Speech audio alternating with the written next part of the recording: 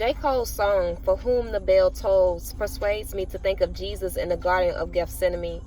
JCole's song exemplifies the double-mindedness between acceptance and doubt, the battle between contemplation and truth, the reality of the lack of refuge and the struggle to maintain hope. His song illustrates the transition between life and death as well as the uncertainties that life brings. And even in the midst of uncertainty, there's an unblurred reality, a loud bell that's approaching quickly. As Jesus was in the Garden of Gethsemane, depressed and overwhelmed by the reality of his fate, in this garden where he sweats blood and his anxiety is beyond our imagination, he hears a continuous bell that unfolds and being betrayed for silver, being beaten for embodying emancipation, for suffering due to establishing a new way of life, and for being crucified so that we may live. This bell wasn't familiar. It's a bell he heard prior to his natural birth.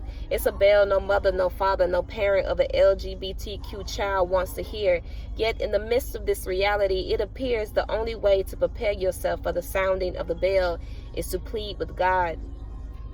I think when we fast and pray, we're pleading with God. I think when we lament in words, in tears, or with a dance, we're pleading with God. I think when we sit in silence, not knowing what to say, too frustrated to verbalize our sorrow and grief, we're pleading with God. We're pleading to let this cup pass. We're pleading for another way. We're pleading for understanding, which all leads to us building ourselves up to do what must be done.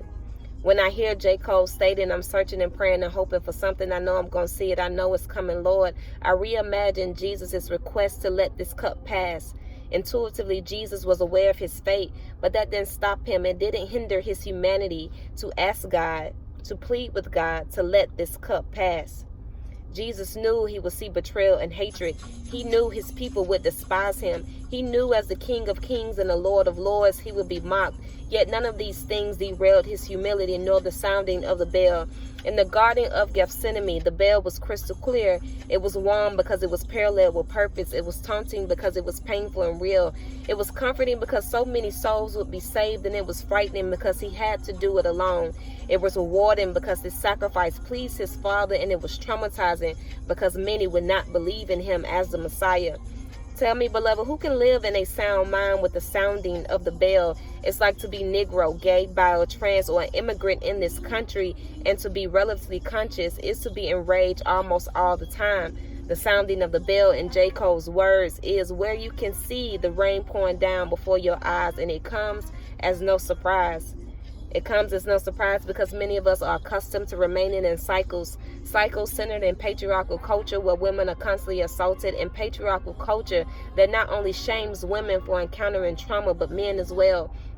Cycles of systematic oppression such as a 3-strike law, or being unable to vote due to being marked as a felon, or being falsely incarcerated and therefore having to live your life in immense bondage. It comes as no surprise due to personal cycles of remaining in relationships or situationships with folks you know your ass ain't supposed to be with. Religious cycles that ban LGBTQ persons from being licensed, or that stuff the theology of patriarchal submission down the throats of women, or that constantly places God in the box so you can look better, so you can shine a little more, so the people can call on your name instead of God. The sounding of the bell is where you can see the rain pouring down before your eyes, and it comes as no surprise because we are accustomed to being in cycles. And to get out of your cycle, beloved, you need to gather agency.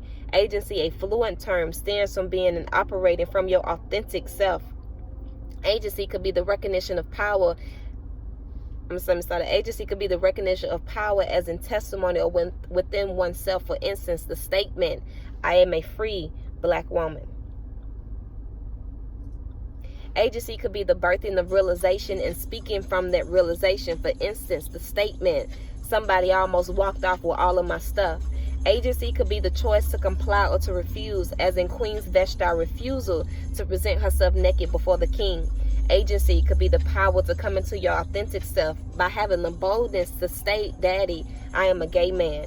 It could be accepting and utilizing your divine energy or power, like Nikki Giovanni said in her poem Ego Tripping, and I quote, I turned myself into myself and was Jesus, end quote. Don't take that in a literal sense, but take it as a woman realizing her divinity, which illustrates her as the image of God, therefore possessing salvific power. gather your agency, beloved. Agency will assist you in having compassion and grace for yourself. Agency will allow you to position yourself along the journey. And there's nothing wrong with desiring to know exactly where you are, but don't allow the totality of your position to be your focus. Rather, centering yourself on the work your position requires you to do, and do so with humility, grace, and compassion. Agency will assist you in accepting your own truth, which is difficult at times because many of us have been robbed of the opportunity to know who we truly are. Thus, pay attention to the visions you brush off, to the dreams that occur repeatedly, the sayings and slogans you often hear. Pay attention to what you resist most about yourself. There's a possibility that some of these things hold your truth. Jesus knew his truth, and it was difficult to accept. For this reason, Jesus found himself in the Garden of Gethsemane.